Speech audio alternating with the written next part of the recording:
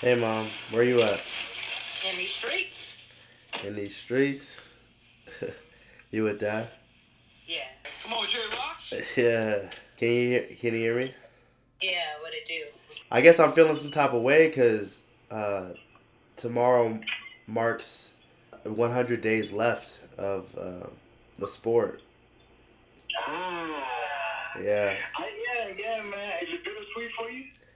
Um, you know, my trainer today, she asked me like, "Are you excited to be done?" And I was like, "Yeah, I'm really excited to graduate, but I still have some things I need to do gymnastically.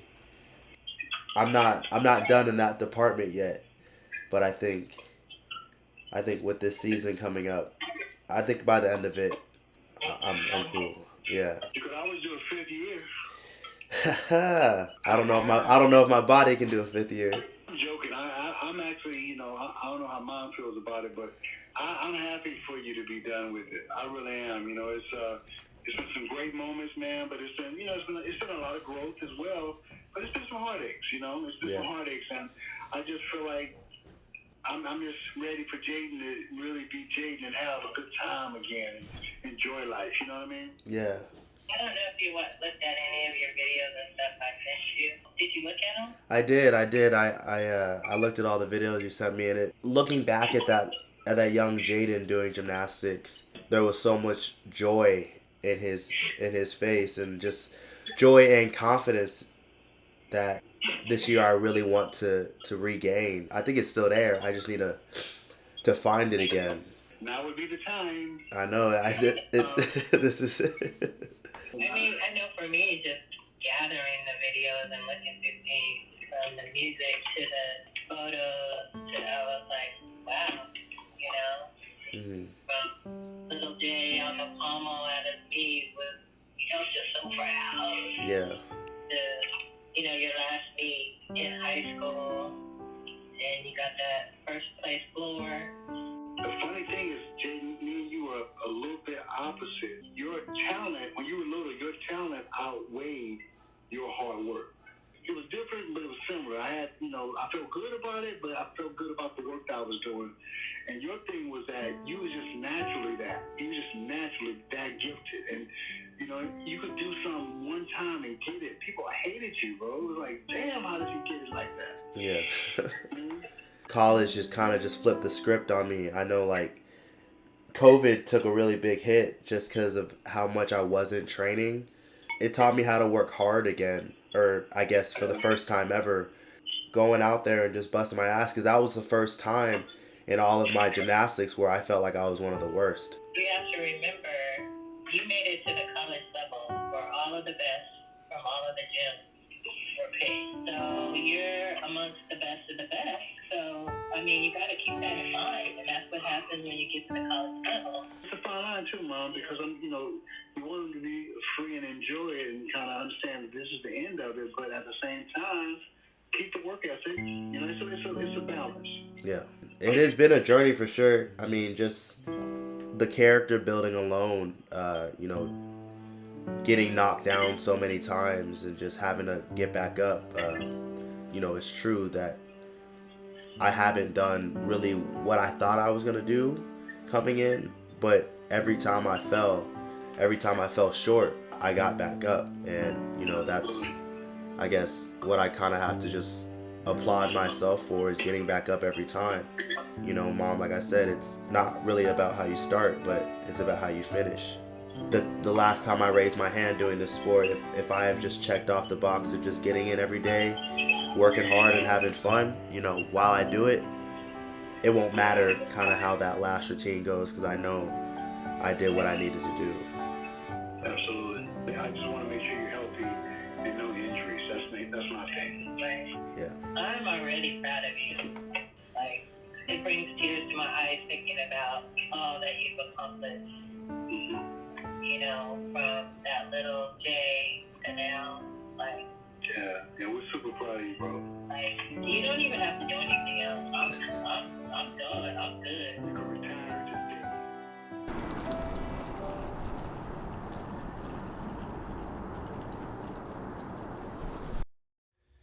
Yeah.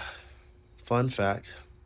Today marks 100 days before April 20th, the last day of gymnastics.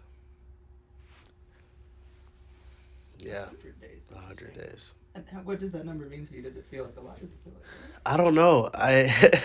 It feels, when you think of the number 100, you're like, oh, that's a lot. But when I think of it in the circumstance that I'm in, I'm like, oh, it's not that much.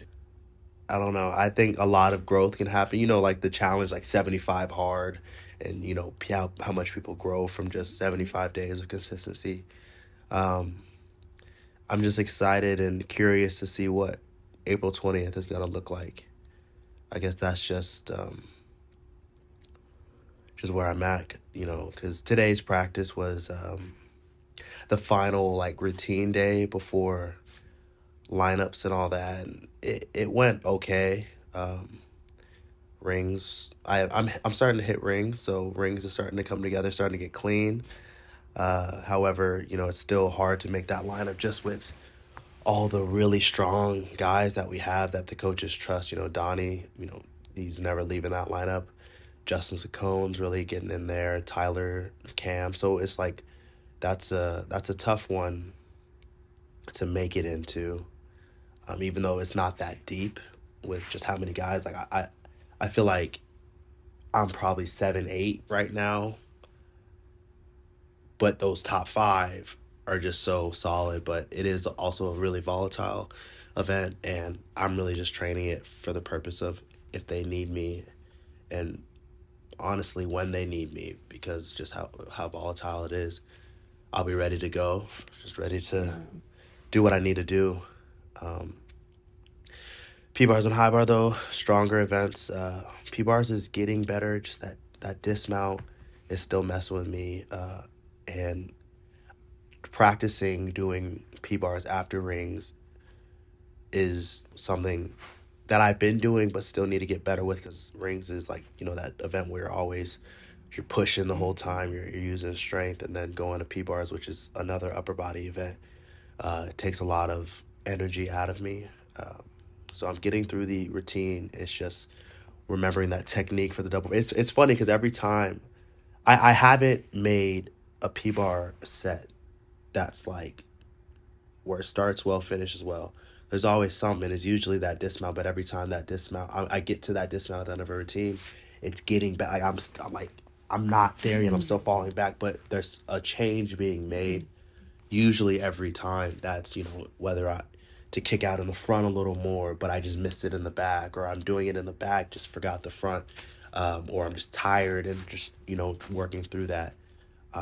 So like I'm like okay with how P-bars is going, getting better all around. And then high bar, end of the day, end of the practice, after doing those 2 harder routines, I'm realizing that I'm just so tired by the time I get to high bar.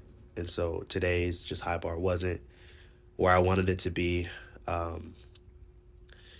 It's like pieces are together, and if I were to do every skill individually in my routine, I could do it near perfect, I think. But just putting it together, that's the challenge of the sport, It's just building that endurance.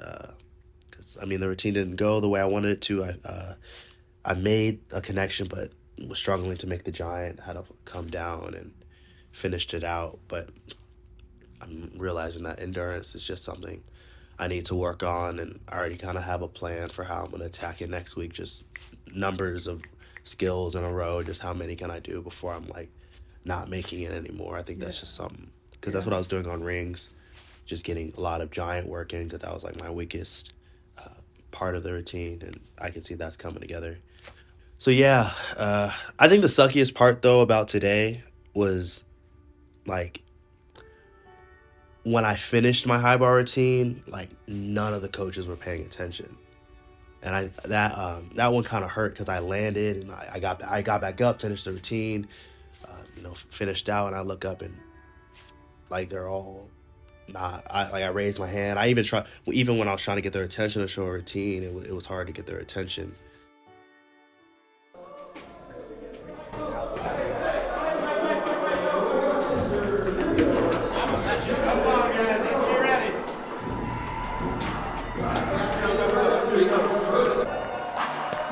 redshirt junior from Los Angeles, California, Jadon Roberson.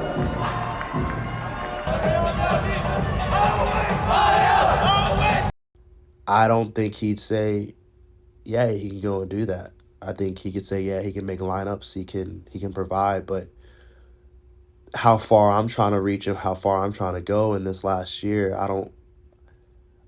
the turnaround is going to have to be ridiculous. And I guess that's why this 100-day mark is so, it is kind of like in my face, because that's all the time I have left to make some real changes. This is the third year out of 4 that I haven't competed in the first meet. So I guess, I mean, the thing that I'm feeling is I felt this before. The sucky thing is I didn't think I was gonna feel this my senior year, in my last shot of my last just go around of this. So it's not like I'm like, oh, what the hell? I've never felt like, oh, this is it's like, but it's like, damn, I felt this, but I didn't think I was going to be feeling this. And I worked so hard up to this point that I was like, damn, like where did the work go?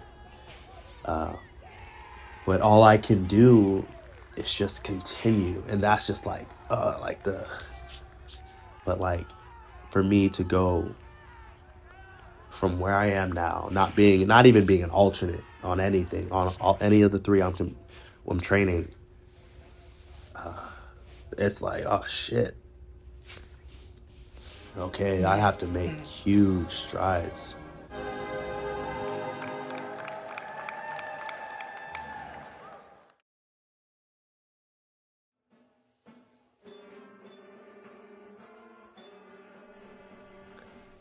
Music has been in my life for as long as I can remember. Even though I started gymnastics way younger, it feels like I've been doing music just as long as gymnastics, even though it is shorter. I started music when I was 8. My father is a professional musician, professional saxophonist. So I followed in his footsteps and asked him at the age of 8 if I could pick up the saxophone too.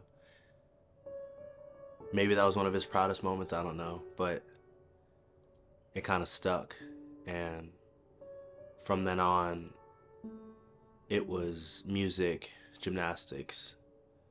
Those were the main 2 focuses of my entire life from age 8 till now.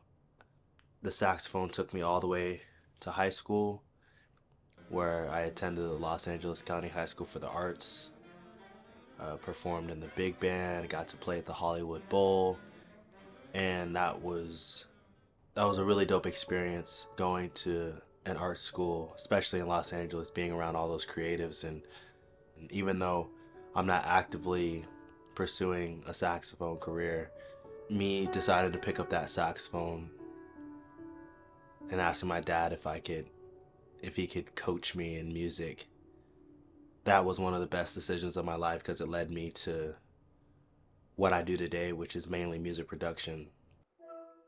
Yo, hey, what's up? What's going on, Jay? How you doing? I like that hoodie. Yes, sir. You cold? I've been outside. Yeah. I have like just one main question for you. Um, Full Circle. Okay. That was your first album, right? Yes, sir. When you were creating that, like, what was the process for you creating that, and how did you, because there was probably one idea that sparked the whole thing. How did you go from that to actually getting a full-blown album from it? Um, I was pissed off. I gotten so frustrated with playing with different people and people promising me that they would write with me and help me, and I just got sick of the false promises. I just got to the place where I was just like, f this, man. Like, if I need to do my own stuff, and so I was just fueled, man. I was fueled with I wasn't taking no for an answer. I was going to do this.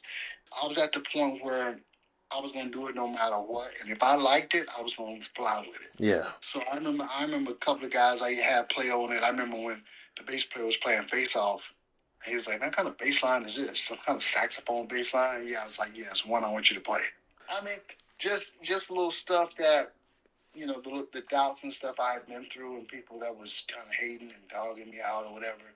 I just got fed up with it. But I remember when I first started writing, I remember just telling myself that no idea is stupid. No idea is stupid, and every idea is worth investigating, even if you don't do it today. Mm-hmm. And I think that because of that, that really kind of started my writing career, because I was like, people judge your stuff based on the fact that it don't sound like nobody else's, but that's golden. That's really what you should aspire for. When you start, as soon as you start sounding like somebody else, now they're comparing you to that person. And so when I did this record, there was nothing that you could compare it to. And everything gets easier too. You know, it gets easier after you put something down. But I will say this: when I was doing that record, I wasn't doubting myself. I wasn't doubting the writing. I wasn't going, is this? I mean, initially I may have said, well, which chord do I like, or which do I want to put? But once I got it, and I was like, I like that. It wasn't changing. Anyway, any other question? I mean, right now, like, you know, I'm working on, I guess it would be my first album. I guess I'm kind of just trying to figure out how you thought about it, so it can help me figure out what I need to do. Some of my advice to you would be that when it ceases to be fun, stop. And, you know, as far as the sound of what your record should be, who gives a who's to say what that should be? Who's to say? That's what I'm saying. That's what creativity is. You should be free to do whatever you want to do. You know what I mean? And the thing that's going to sell what you do is you. You sell it. You create it. You sell it. My goal with this album isn't to immediately blow up in the music scene and become this new and upcoming artist. It's to dig deep in myself and create something that I've never created before, and to pull these feelings, to pull all that I felt, all the wins, all the losses from these years in college, and put it into an album for people to hear.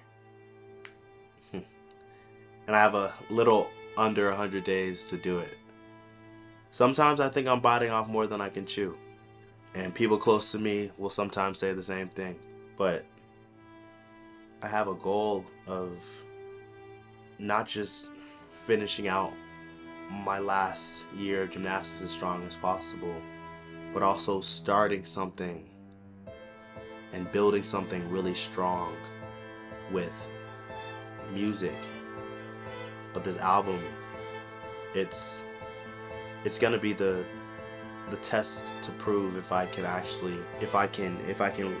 dig deep within myself to pull something that doesn't just sound great but feels great and isn't fake. I want to put something out that's real.